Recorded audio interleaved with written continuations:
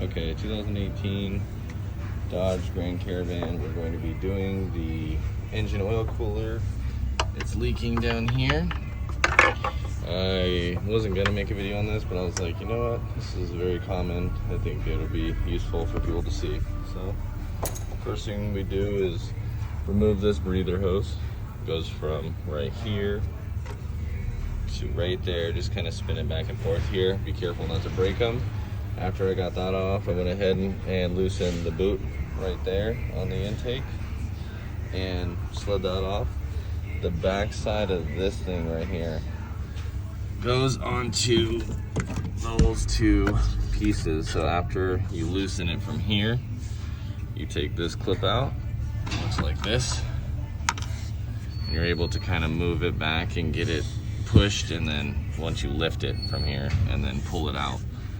So then you can gain access to this. I remove the throttle body. I don't disconnect it, so I don't have to do any relearns. I just remove it. The gaskets are usually always fairly good. Still got a good line. I still suggest people replacing them because I don't know what yours looks like. But this is where we're at now. So I'm gonna finish with taking out these two 10s on this bracket. There's one right here, one right there, and then there's a 13 down here that holds it to it. Take that out. That's gonna be to take this out that way. But you still have two more 10s right here. One right there, and one right there. So I'll come back when I get those loose. All right, so I got this bracket all loose. I got pretty much everything off of it. It's just two plastic little pieces that are connecting to it. Looks like I got one more down there. I'll get that one off and then it'll come out. All right, got it out. So this is where the 13mm down there goes. It's a stud. Those little wires down there cover it. That one right there. So I use a tool kind of like this. Just pry them up, lift out. Same with this thing. Push back, push up, disconnect this connector. And now that I got that off the back and I got these ones off the front, I'll be able to go ahead and loosen all the 8mm bolts. Got 1, 2, 3, 4, 5, 6. Looks like 7 down there, and it should be out. All right, so we got all of them loose going across. Now because they sit inside these little brackets right here, we're gonna kind of lift up and push forward. We've never done this with one hand. And then I'll be able to show you why. Take it out like this. Because these studs go into metal brackets. This is your plenum.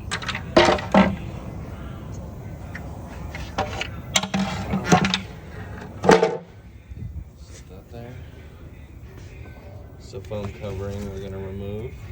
Wait, make sure you put that back on. And that's where those studs go into right there. So now what we're going to go ahead and do is remove all the coils and injector wiring and get these plastic inserts pulled up. But make sure you cover this. If anything falls in here, it's not going to be good. Come back. Alright, so we got all these off. These, you push the red tab back. And these, you lift the red tab. They're locking tabs. So once you lift it, it should look like that. Literally just push back and you wiggle it off. Same thing for these. I've already gotten all the tabs pushed back. You can see how it fits into that little groove right there. And then for the injectors, you lift these red tabs, both sides. These I don't normally do with fingers, but you can. You literally just, I'll show you. Literally just pushing this tab back. It'll focus. Come back a little bit. Push that black tab back and kind of wiggle it and bring it up. If it doesn't come up, you can pinch it, push down, and lift. That usually works. Or I normally use these, but these ones are actually going pretty smooth. I think I spoke too soon. So I'm gonna use these to get these back ones off, and I'll show you the next step.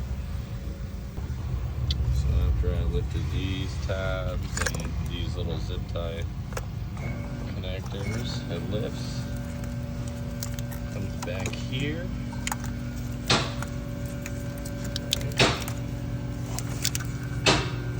Same thing down here. There's this one that goes in there, and one that goes in right here. This and that one, they go in there.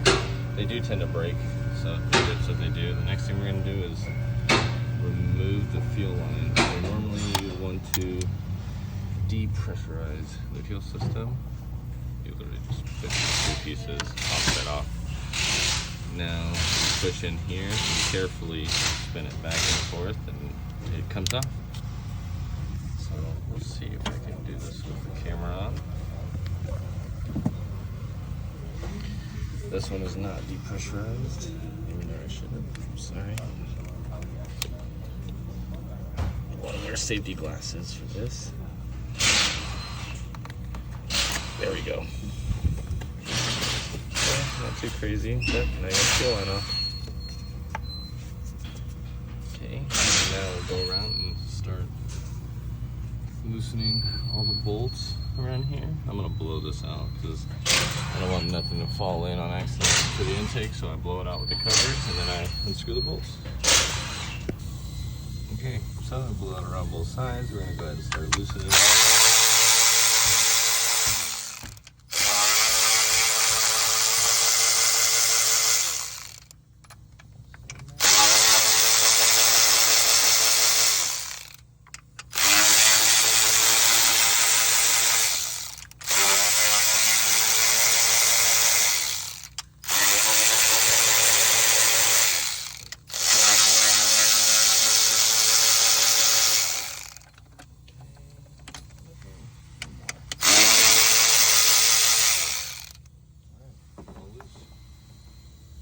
Sometimes it'll get stuck if you feel it lifting and not coming up. Probably still have a bolt halfway in there.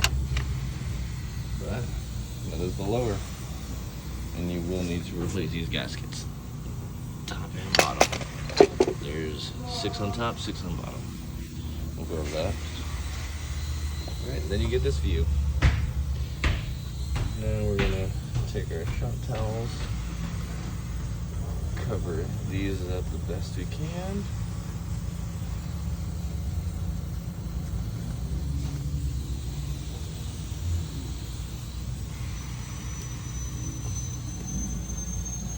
Okay.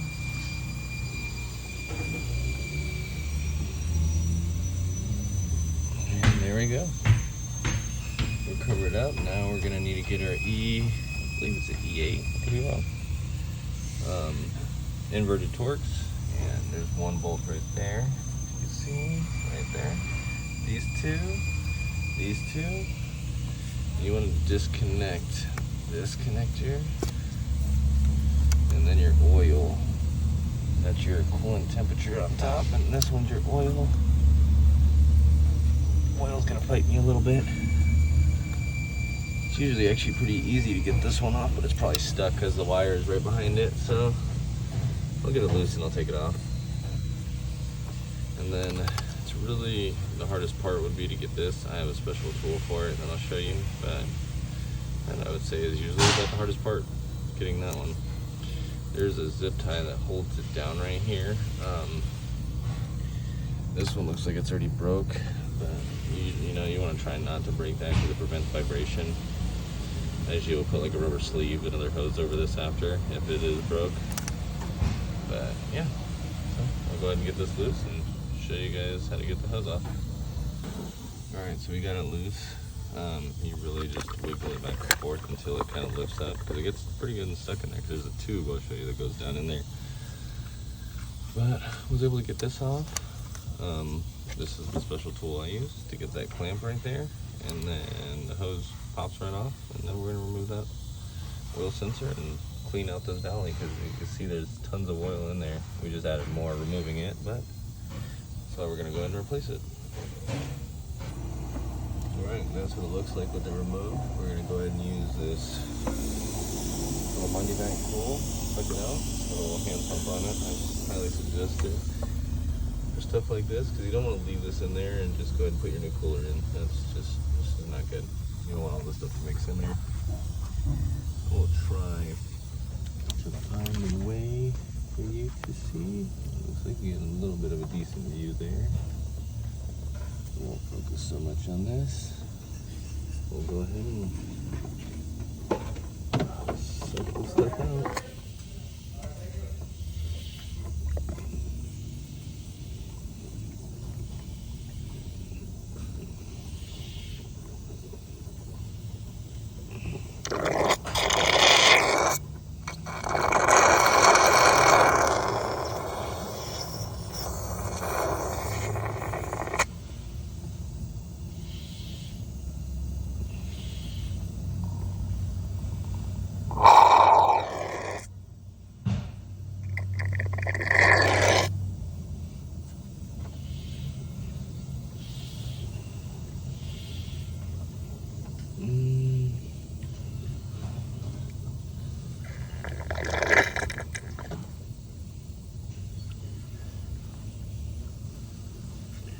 There's a lot of oil that gets stuck in here.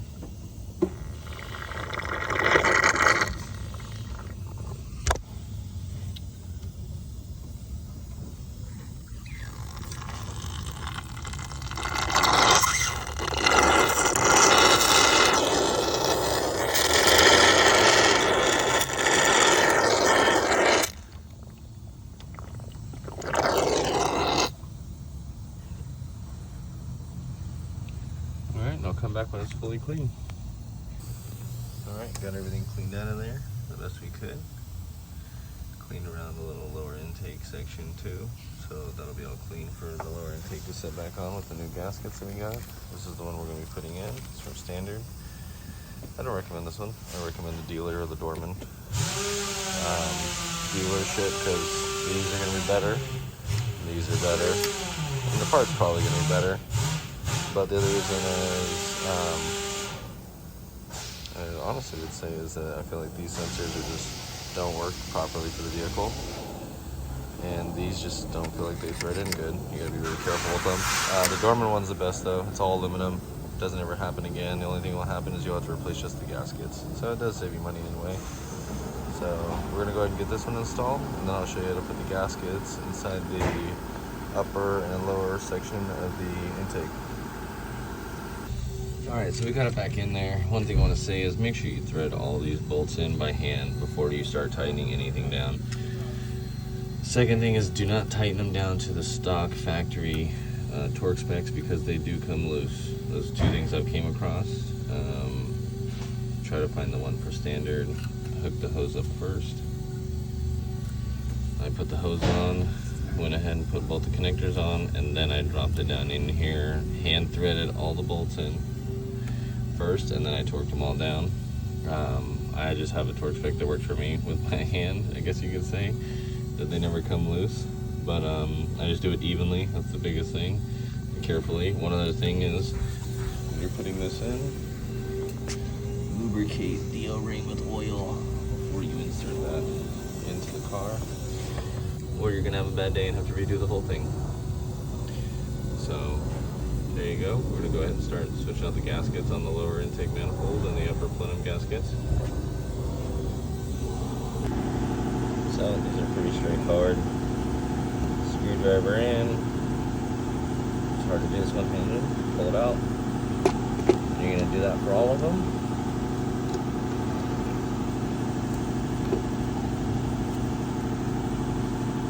Careful, because there's fuel still on this rail, so if you tip it that way, fuel will leak out. So don't do that. Keep it standing up when you take out the lower ones. Same thing, stick a screwdriver in, pop it out. Alright, we got all the ones on the top on, almost. And we got all these on. So I'm going to show you that you can literally just set these in. They're rubber. Silicone. Okay. Set them in there. These little fat pieces, keep them in there. But yeah, now you're good to go to set it back on. Alright guys, we got it set up in there. Same thing, make sure you hand tighten all these bolts in around it. Make sure they're good and they're not cross threading. and then you're gonna go ahead and torque them to spec. I don't have the spec in front of me. I just torque them to where they're tight. I've just been doing it long enough to where I know the feel. So make sure you torque them to spec. The next thing I'm gonna go ahead and do is make sure you don't forget to reconnect this. Clicks, check it. Then right after you're done, you're gonna put your locking tab on it. It goes on the opposite side of that. That just pushes on flush like this. Now I'm gonna go ahead and start hooking up all the coils and the spark plugs. Again, it's pretty easy not to mix it up because they kind of fall into place where they go. So go ahead and set that back up in there and put the lower one in there. And then bring this in back here. And just one by one, you're gonna go ahead and you're gonna clip, push in, and make sure you push the locking tab after you got it connected. Go from there. Alright, just to show you guys a closer view so you can see, especially for these injectors. So for the injectors, you want to go ahead and just try to give you a pretty clear view, but you pretty much hover the injector right over it, push down until it clicks, and then you put that locking tab, you can push that locking tab. You're going to do that for all of them. Okay.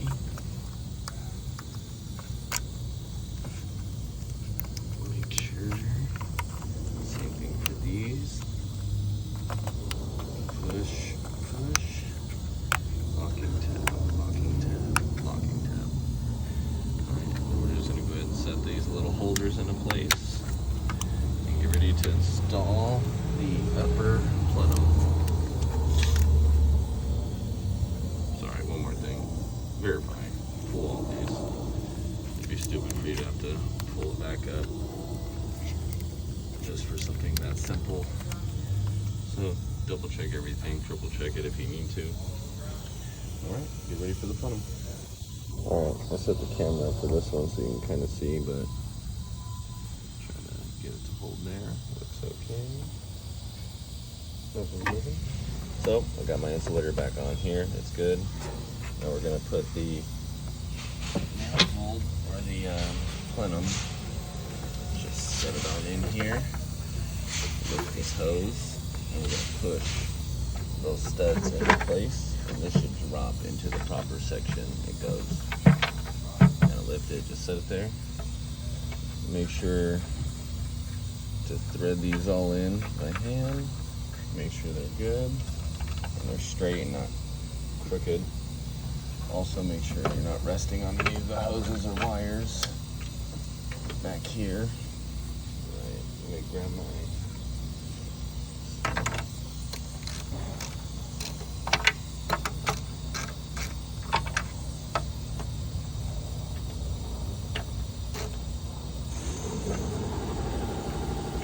feels good.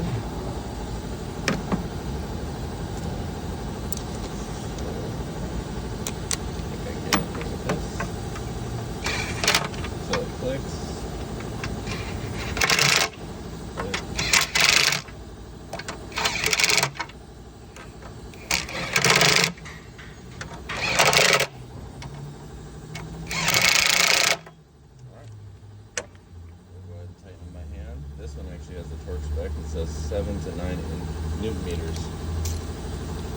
I still do it to tighten this that I know is good. By hand. Okay.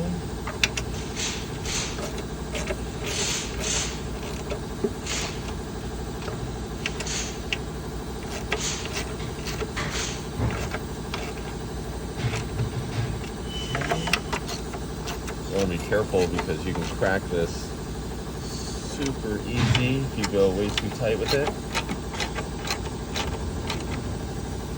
Or if one side is sticking up and you gotta tighten it down, it can crack. That'll give you a bad day right there. Alright, so that's good and tight on there.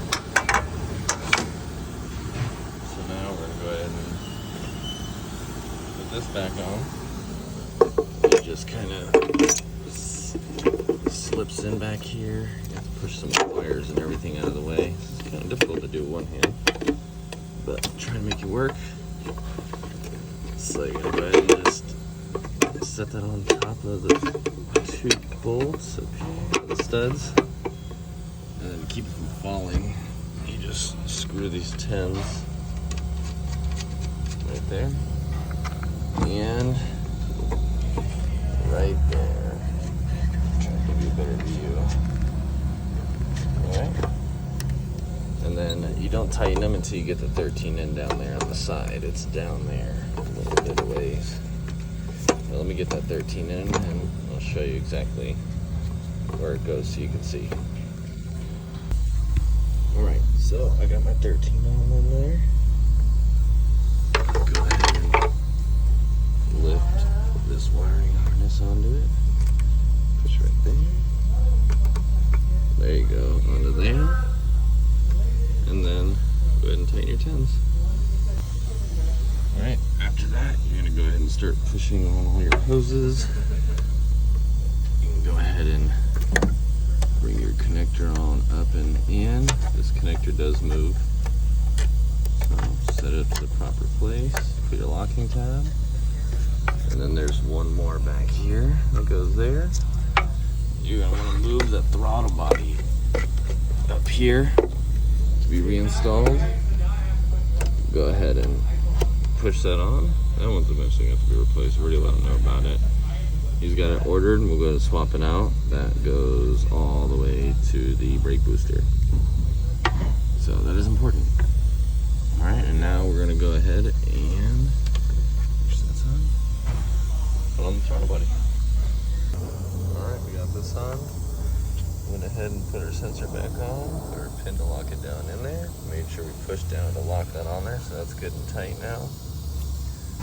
And then tighten this back down, and then install this line that goes across down to here.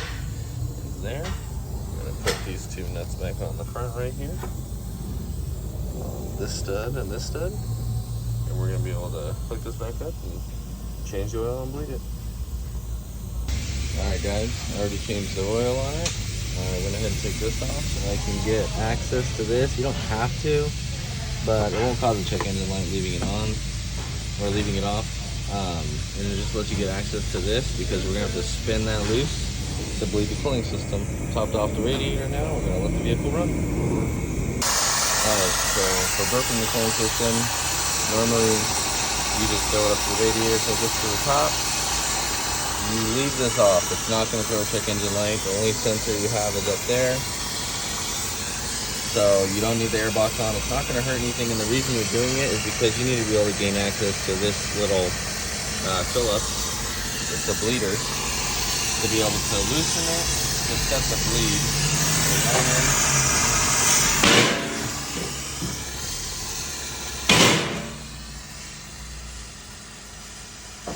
You'll twist this counterclockwise a little bit, and you'll see liquid come out once you start the vehicle and you're letting it run. You're going to let it run with the heater on.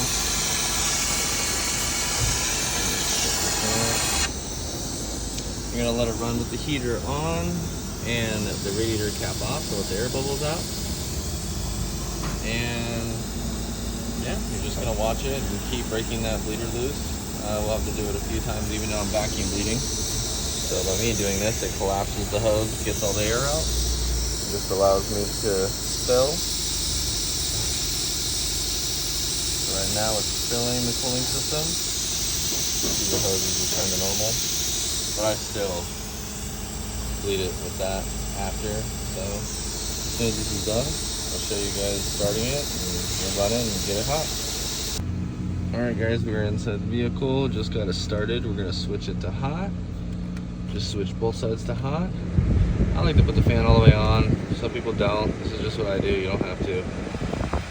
So I switch it to heat. Make sure AC is off so the fans don't run, and we'll let it get hot. Also, we'll be clearing that for the P0128 code. Just want to run it, get it to temperature, and bleed the cooling. So now I'll come out here. I'll clean up this mess. And I will take my handy dandy screwdriver.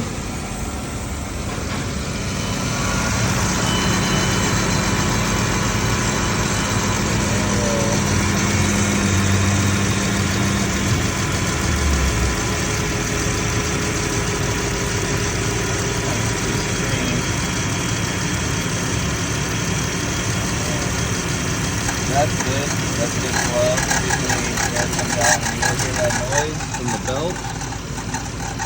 Yeah, it's a decent stream, so it doesn't look like we have any air in there so far. Alright, we're gonna let this idle until it's warmed up. And the noise does go away once it dissipates from the belt, but you're gonna hear it because you drop it. Okay. So now you got air bubbles coming up. Go down here, break it loose, make sure there's no air.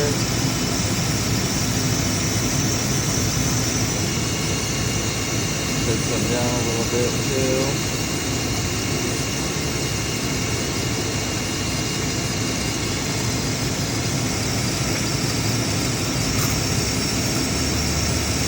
Looks like we got a good amount of air in there. Alright, we're gonna close it now. We're starting to go down. Oh, back up.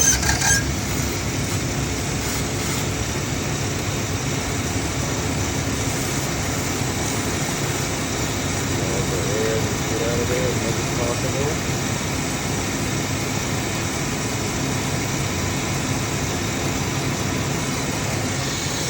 Alright, I'm gonna top it off. Alright, so after the fans kick on, still got the heater on, still all the same, okay, heater's on. After the fans kick on, you're gonna hop in here with the radiator cap on, with the topped off obviously. Cap the radiator, get in here, rev it at 2000 RPMs for about a minute. Just watch the temperature gauge, see how it's staying right under the line, so the line is about normal. The fan kicks on, it cools off. Just running it here, so it's getting good heat. So I know the thermostat's opening. Now I'm gonna go over here, zooming back out, switch these to cool, and I'm gonna go ahead and turn the AC on. And make sure we get the same thing going.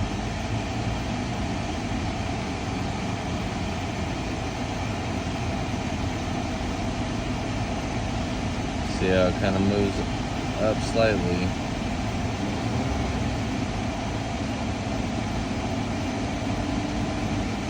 But it goes right back down with the fan. See.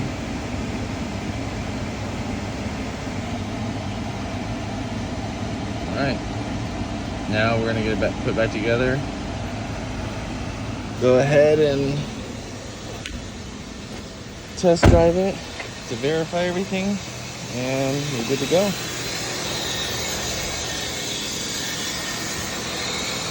Okay, put the radiator cap back on.